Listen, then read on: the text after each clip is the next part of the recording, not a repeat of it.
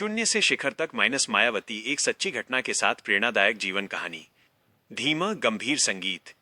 दिल्ली की एक साधारण कॉलोनी, छोटा सा घर और उस घर में रहने वाली एक शांत अनुशासित लड़की मायावती। पिता प्रभु दयाल सरकारी क्लर्क थे। आय सीमित थी लेकिन सोच मजबूत। मायावती जानती थी अगर आगे बढ़ना है तो शिक्षा और आत्मसम्मान ही रास्ता है। शिक्षा और संघर्ष। उन्होंने कठिन परिस्थितियों में अपनी पढ़ाई पूरी की, कानून की शिक्षा ली और शिक्षक बनने का सपना देखा। लेकिन जीवन ने उनके लिए एक अलग ही भूमिका तय कर रखी थी। कांशीराम से मुलाकात।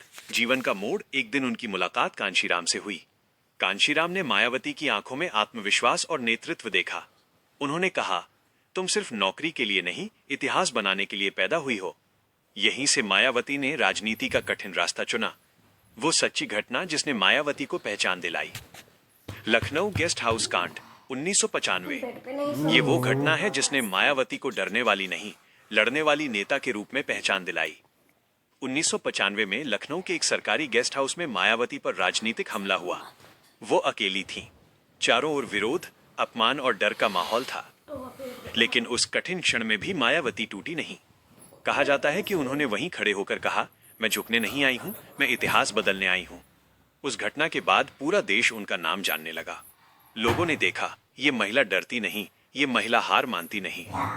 मुख्यमंत्री बनने का ऐतिहासिक क्षण उसी साहस और संघर्ष का परिणाम था कि 1995 में ही मायावती बनी उत्तर प्रदेश की पहली दलित महिला मुख्यमंत्री। ये सिर्फ एक राजनीतिक जीत नहीं थी, ये करोड़ों दबे कुचले लोगों के आत्मसम्मान की जीत थी। सत्ता नहीं, स्वाभिमान। मायावती ने सत्ता को कभी निजी आराम का साधन नहीं बनाया। उनका स्पष्ट संदेश था, सम्मान के बिना विकास अधूरा है। उन्होंने अपने समाज को सीधा खड़े होकर बोलना सिखाया। कहानी का सार। मायावती की कहानी हमें यह सिखाती है कि परिस्थितियां कमजोर हो सकती हैं, लोग अपमान कर सकते हैं, रास्ता अकेला हो सकता है, लेकिन अगर आत्मसम्मान मजबूत हो तो कोई भी शक्ति आपको रोक नहीं सकती। ये कहानी है शून्य से शिखर तक पहुंचने की।